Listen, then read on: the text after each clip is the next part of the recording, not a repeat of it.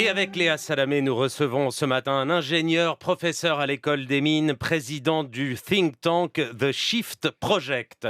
Son expertise, son public nombreux et fervent ont fait dire de lui qu'il était la rockstar de la transition énergétique. Ça le fait déjà marrer. Vos questions, amis auditeurs, au 01 45 24 7000 et sur l'application France Inter. Jean-Marc Jancovici, bonjour. Bonjour. Bonjour. Et merci d'être à notre micro avant. Ça vous fait marrer, Oui, hein? ça vous fait Bah marrer. ouais, attendez, une rockstar, ça remplit le Parc des Princes. Moi, je remplis un amphi. Ça n'a rien à voir. Oui, mais avec les réseaux sociaux, Avec les réseaux sociaux, ça vous fait faites plus le- que le ouais, Parc ouais, des ouais. Princes. Non, j'ai aussi fait un petit calcul d'ordre de grandeur. Ah ben ça, on vous connaît bien. Ça, là, c'est l'ingénieur. Vous là. prenez Rihanna, une vidéo, ça fait 1 milliard de vues. Moi, une vidéo, ça fait 1 million de vues. Ah oui, si vous vous comparez à Rihanna Bah, tout de attendez, suite, Une là. rockstar, il faut que les mots aient un sens. Oui, voilà. Bon, donc on y est. On a fait l'explication texte. On va analyser avec vous, évidemment, le bilan de la COP27, la feuille de route du gouvernement pour la transition écologique, la question de la sobriété.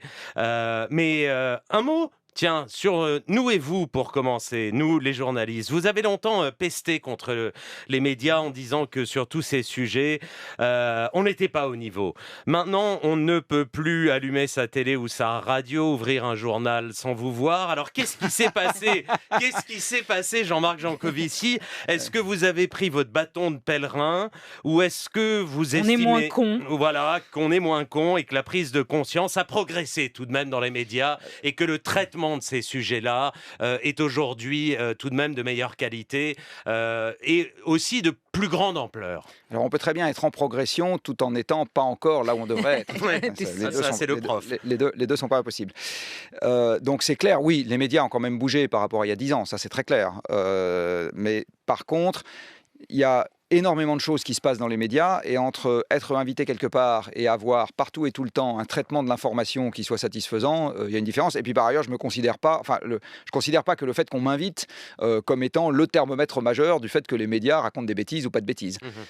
Si j'essaye de synthétiser un peu ma position sur les médias, je trouve que le grand n'importe quoi, il s'est déplacé, c'est-à-dire qu'il y a 10 ans, le grand n'importe quoi, il était encore sur la définition des problèmes.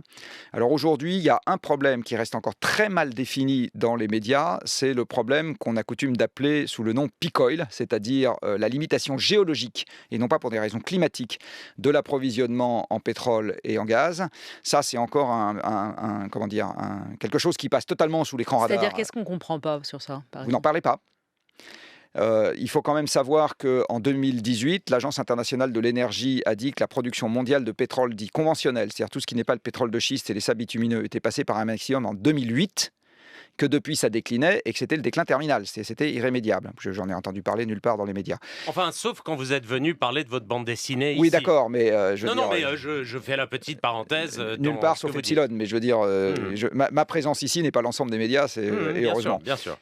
Donc il y a quand même sur cette partie-là aujourd'hui, on est encore très largement sous l'écran radar. Hein. Sur la partie changement climatique, là par contre, il y a beaucoup plus de place qui est donnée à la définition du problème. Mais c'est quand même difficile de rentrer dans les détails parce que vous savez très bien que dans votre métier, c'est compliqué de capitaliser et de présupposer le mardi que l'auditeur, il a tout appris de ce qui a été dit le lundi. Donc il y a quand même un phénomène de répétition et pas trop de capitalisation. Mais ça, c'est l'eau de votre métier. C'est très difficile d'y échapper. Par contre, le grand n'importe quoi, il est passé sur les solutions aux problèmes. C'est-à-dire que maintenant, on entend beaucoup de bruit sur l'avion à hydrogène qui va permettre de sauver l'aviation commerciale, la voiture électrique qui va permettre d'avoir 1,2 milliard de véhicules particuliers d'une tonne et demie dans le monde, etc. Donc en gros, on exagère ou on rend excessivement simple la solution au problème. On va en parler. Et là, pour le coup, c'est pas seulement les médias, c'est notamment la première ministre Elisabeth Borne qui, Alors, pour le coup, dit exactement, prend le double exemple les exact médias, celui-là. J'insiste sur le fait que c'est pas France Inter, c'est d'une manière générale. Non, mais on a Je compris. vois. On vous fait sourire aussi. Et là, du coup, on voit énormément d'informations qui sont reprises sans hauteur de vue, sans mise en perspective, et qui donnent l'illusion que le problème va être très facile à mettre sous contrôle. Voilà, Alors, c'est ça venons-en maintenant à la COP27. Un accord a été salué, un échec déploré également. On va commencer par l'accord de 196 pays qui ont décidé de créer un fonds pour les pertes et dommages afin d'aider financièrement les pays en développement, particulièrement vulnérables, à faire face aux dégâts irréversibles causés par le réchauffement climatique. Les pays du Sud portaient cette revendication, les pays du Nord rechignaient à la faire, ils ont finalement signé. Est-ce que ça va dans le bon sens ? Alors la clause de pertes et dommages, la première fois que j'en ai entendu parler comme étant quelque chose sur lequel le pays se mettait d'accord, c'était à Copenhague en 2009. Vous dites que c'était la meilleure COP d'ailleurs. Oui, absolument, c'était la meilleure COP parce que c'est la seule qui n'a pas suivi le processus onusien des COP. Donc c'est la seule où il y a eu des vraies décisions et en particulier l'objectif politique des sous les 2 degrés date de Copenhague. Hein, c'est à ce moment-là que les États se sont mis d'accord sur cet objectif. Je vous avoue ne pas avoir regardé dans les détails ce que Sharm el-Sheikh avait amené par rapport aux COP précédentes sur la clause de pertes et dommages, enfin sur le fonds de pertes et dommages. Donc je ne sais pas quelles sont les avancées techniques qui ont eu lieu. Par contre, ce que je sais, c'est que le principe même, il est acté depuis longtemps. Alors sur l'échec maintenant, l'échec, Nicolas c'est sur les énergies fossiles. Le texte mentionne seulement que les pays s'engagent à accélérer la réduction de l'utilisation du charbon et la sortie des subventions inefficaces aux énergies fossiles. La même promesse que celle pour le coup prise l'an dernier.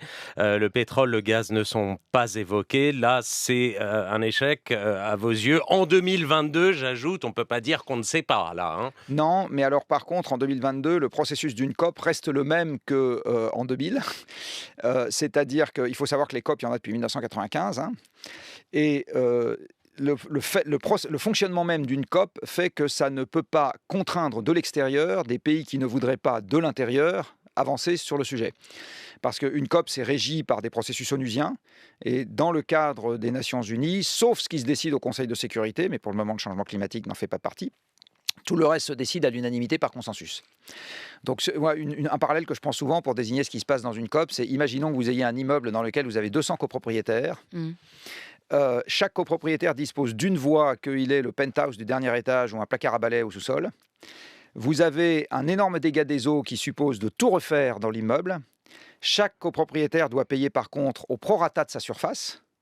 Et vous démarrez la réunion le matin sans syndic, sans programme de travaux, sans personne qui arrive avec un projet de résolution. Chacun arrive en disant voilà ce que je pense qu'il devrait faire. Et il faut se mettre à l'unanimité d'accord le temps d'une journée. Donc vous dites en fait les efforts, il faut les faire au niveau national ou européen. Donc en fait les grands raouts. Alors c'est utile parce qu'on en parle. Ouais. Voilà.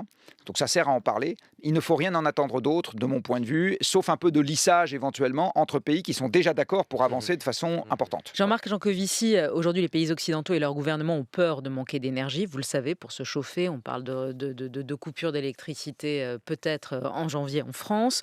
On rouvre les centrales à charbon, on crée des terminaux méthaniers. La crise énergétique, la guerre en Ukraine, le retour de l'inflation ne font-ils pas ralentir ou en tout cas passer la lutte contre le réchauffement climatique au second plan ?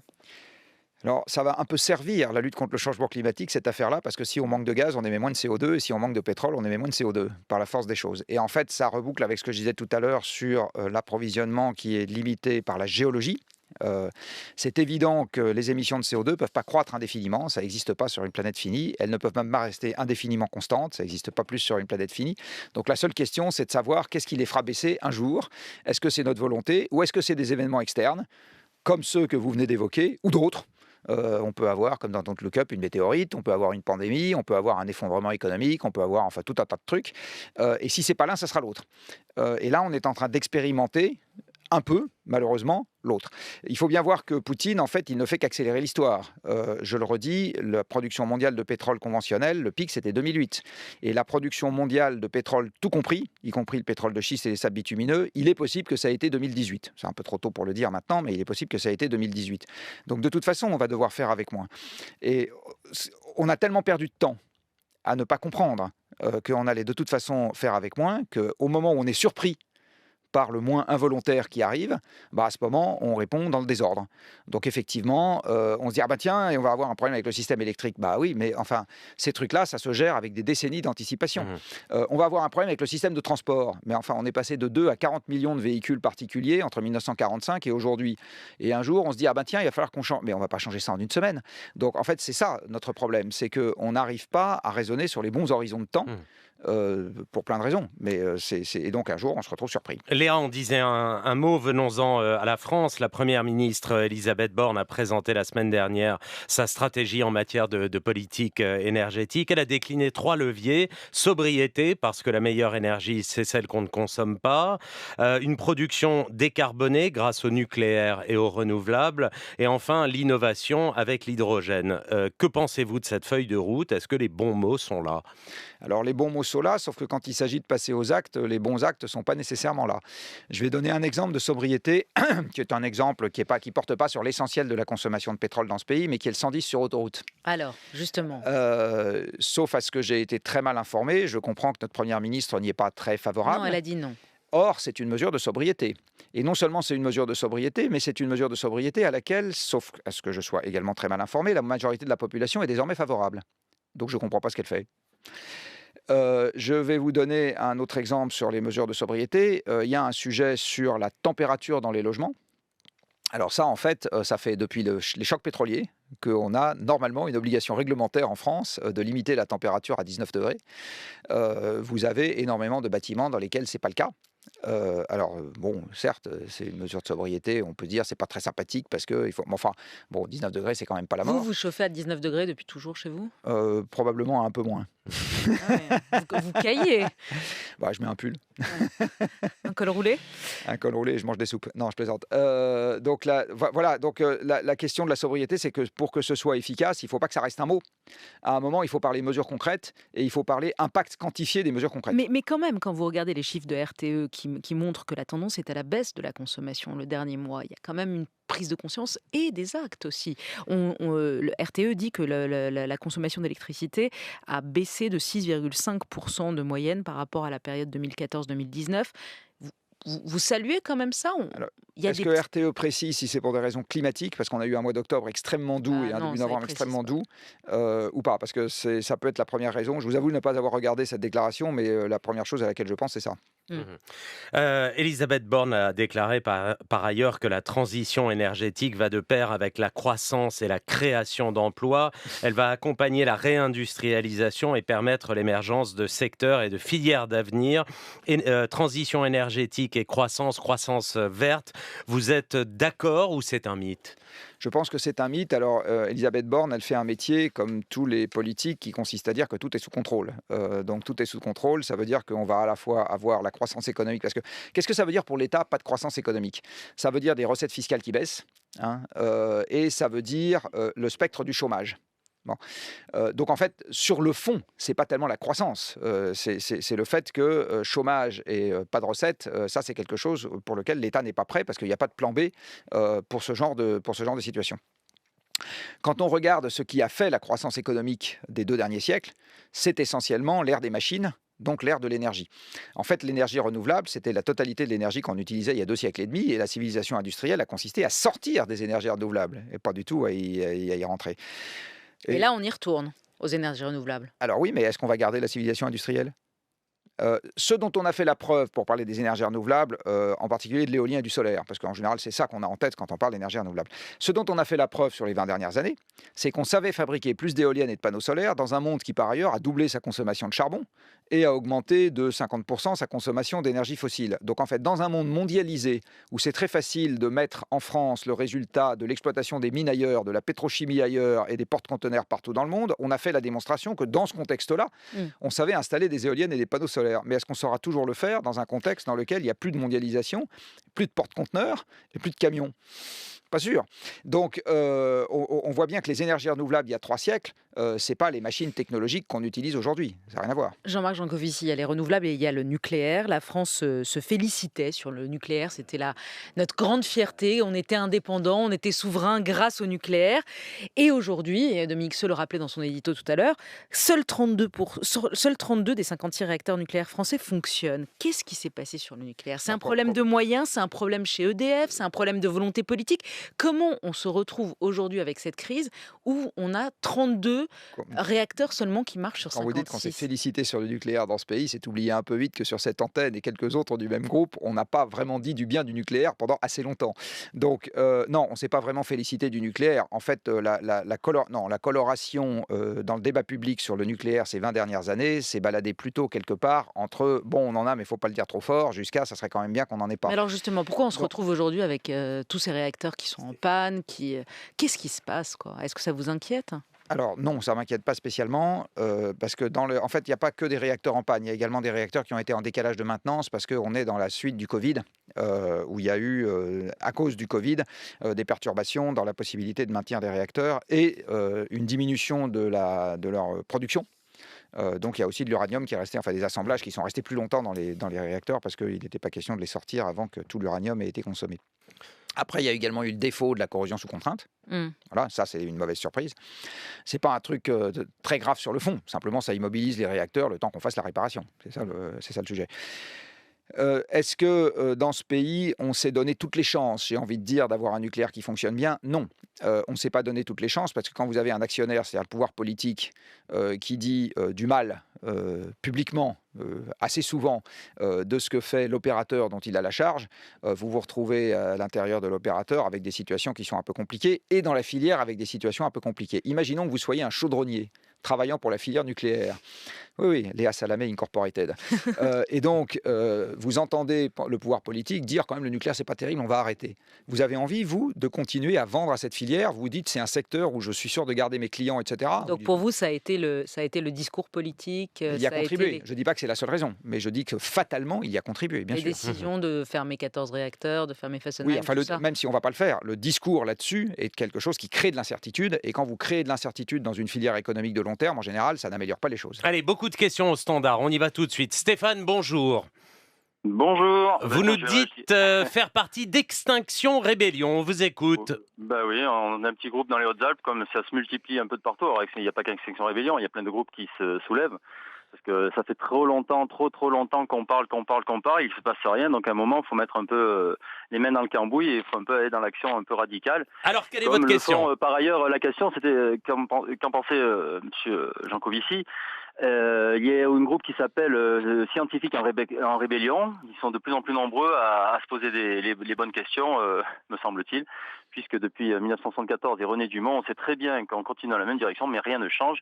Vous avez pu voir tourner sur le net la courbe des émissions de CO2 liées au nombre de COP, et on voit que non, rien ne change. Donc à un moment, voilà, je voulais voir un peu son point de vue sur ce genre d'action, comme on a vu à de nombreux endroits. Oui, notamment dans les musées ces dernières semaines. Merci Stéphane pour cette question. Jean-Marc Jancovici, sur ces nouvelles formes de militantisme. En fait, c'est quelque chose qui existe depuis quand même assez longtemps. La manifestation publique est un truc qui existe depuis assez longtemps. Le fait que dans le cadre de manifestations, il puisse y avoir des gens qui bloquent des trucs, etc., ça existe depuis assez longtemps. La soupe sur les tableaux, vous en pensez quoi, vous? C'est anecdotique. Oui, mais vous dites on s'en fout, il y a la vitre, ou vous dites le geste exactement. Ah oui. Oui, enfin, je veux dire, c'est pas la soupe sur le tableau, c'est la soupe sur une vitre. Donc on a sali une vitre. Ok, bon, c'est peut-être pas la peine d'en faire tout un fromage. Même les gens qui bloquent des autoroutes ou bloquent des pistes d'aéroports, etc. Vous savez, quand une entreprise que je ne nommerai pas bloque la circulation des trains parce que les gens sont en grève, ça met un peu plus le pastis dans la circulation des gens et on dit il y a une grève. Mais pour vous, c'est pas contre-productif ces actions? Est-ce que ça ne parle pas qu'aux convaincus? Alors, on jugera l'arbre à ses fruits. Moi, j'ai pas. Je vais le dire autrement. Je considère pas que ce soit quelque chose de fondamentalement plus immoral que n'importe quoi d'autre. Voilà. Mais là, je vous parle sur l'efficacité, pas la moralité. Alors, on est bien d'accord. Mais l'efficacité, vous savez, encore une fois, on jugera l'arbre à ses fruits. C'est difficile de savoir. En tout cas, ce que je peux dire, c'est que je comprends le sentiment d'exaspération d'une partie des gens qui se disent, quand même, pourquoi est-ce qu'on est aussi mou à essayer de faire des choses, alors même que dans une partie de la population, l'opinion comprend bien qu'il va falloir qu'on change. Écoterrorisme. Oui, éco-totalitarisme, vous réagissez comment quand vous entendez des ministres ou des élus? C'est une expression qui a été utilisée justement pour la soupe jetée sur des vitres, etc. Non, aussi par Gérald Darmanin sur la mobilisation dans les Deux-Sèvres contre les bassines. Oui, c'est pas du terrorisme, c'est une ZAD, c'est pas du terrorisme, c'est une manifestation. Enfin, je veux dire, terrorisme, c'est le Bataclan, c'est quand même pas pareil. Sur l'application d'Inter, Le Cerf vous pose la question. Il commence par dire qu'il est fan de la rockstar Jancovici. Mais question sur le nucléaire, comment faire avec la pénurie d'eau et les sécheresses? Alors ça, c'est pas le problème majeur auquel on est affaire avec le nucléaire. Ce qu'on risque de pire, j'ai envie de dire, avec une centrale nucléaire qui aurait un défaut d'approvisionnement en eau, c'est tout simplement qu'elle arrête de produire. Aujourd'hui, une centrale nucléaire qui fonctionne, elle prélève de l'eau dans une rivière. Quand la rivière, enfin ou un fleuve, quand le fleuve a vraiment beaucoup de débit, en fait, elle rejette l'eau un peu réchauffée. Et quand le fleuve a moins de débit, en fait, une partie de l'eau est évaporée dans ces grandes tours de réfrigération là qui fument. Et ça permet d'utiliser beaucoup moins d'eau pour le refroidissement. Mais la plus grande centrale nucléaire des États-Unis, elle utilise les eaux usées d'une ville. Pour se refroidir. Donc en fait, ce qu'on risque, il n'y a pas de problème de sûreté avec un défaut d'eau. Il y a juste un sujet qu'on peut baisser la puissance de la centrale parce qu'il n'y a pas assez d'eau pour la refroidir. Toujours sur l'appli d'Inter, Laurent nous dit qu'il est en train de lire le livre de Greta Thunberg. J'ai l'impression qu'on est loin de pouvoir rester à 1,5 degré de réchauffement. Quel est votre avis? Est-ce qu'il faut faire le deuil de cet objectif-là? Alors probablement, sauf comète, nouvelle peste ou guerre thermonucléaire, oui. Aujourd'hui, le réchauffement planétaire, il est de l'ordre de 0,2 degrés par décennie. Et même dans un scénario de type accord de Paris, on franchirait les 1,5 degrés avant 2050. En fait, le scénario de type accord de Paris, on nous fait franchir transitoirement le seuil avant que ça redescende un peu. On peut discuter du scénario, mais donc malheureusement, je pense que l'objectif rester sous 1,5 degré, il est mort. L'avion, pour terminer, vous dites dans Le Parisien, je suis à titre personnel favorable à un système communiste. Riche ou pauvre, vous auriez droit dans toute votre vie à 3 ou 4 vols par avion dans votre vie, dont 2 dans la jeunesse. Alors, moi, ça m'interroge. Je vais vous dire, je pense que ça intéresse beaucoup de gens. C'est-à-dire, on a le droit à, disons, 4 vols dans toute notre vie. Mais il y a beaucoup de gens qui prennent l'avion pas seulement pour leurs vacances ou par loisir. Il y a beaucoup de gens qui prennent l'avion aussi pour rentrer chez eux et voir leur famille qui habite dans un pays qui n'est pas leur pays d'origine. Il y a beaucoup de gens aussi qui voyagent pour le boulot. Qu'est-ce que vous leur dites à ces gens-là? Alors, je leur dis plusieurs choses. La première, c'est qu'aujourd'hui, l'avion, c'est 8% du pétrole mondial. Et l'avion est né avec le pétrole et mourra avec le pétrole. D'accord ? Donc, il n'y a pas de solution technique à l'échelle pour conserver les quelques milliards, je ne sais plus exactement combien il y en a maintenant, de passagers aériens qu'on a par an. Il n'y a pas de solution technique à l'échelle. Mais voilà. Comment on fait? Vous Ben, êtes marocain, vous êtes brésilien, les gens vos parents... je suis désolé de le dire, ils verront moins souvent leurs parents au Brésil et au Maroc. Mais c'est pas moins souvent avec vous, c'est 4 fois par an. Ah, alors ça, c'est un autre sujet. C'est une fois qu'il y a moins d'avions, comment vous le répartissez? Et là, vous avez 2 options. À chaque fois que vous devez gérer moins, il n'y a que 2 options, toujours que 2. Vous le gérez par les prix, vous le gérez par les quantités. Et moi, ce que je dis, c'est que je trouve que le système où on gère par les quantités est un système qui est plus égalitaire que le système où on gère par les prix. Donc 4 fois dans une vie Non, entière. mais je dis 4, ça peut être 2, ça peut être 5, j'en sais rien, j'ai pas fait les calculs. Mais l'idée, c'est, encore une fois, c'est gérer par les quantités plutôt que gérer par les prix. Mais philosophiquement, c'est quand même l'idée que chacun reste chez soi, en fait. On va pas découvrir d'autres civilisations, on va pas... Enfin, vous savez, les gens qui prennent l'avion pour aller se mettre dans un hôtel dans une autre ville ou qui se mettent dans un voyage organisé ou qui vont dans un village de vacances, je pense que la découverte d'une autre civilisation, c'est un terme qui peut être un peu exagéré. Merci Jean-Marc Jancovici. C'est toujours stimulant de dialoguer avec vous au micro de France Inter. Merci beaucoup.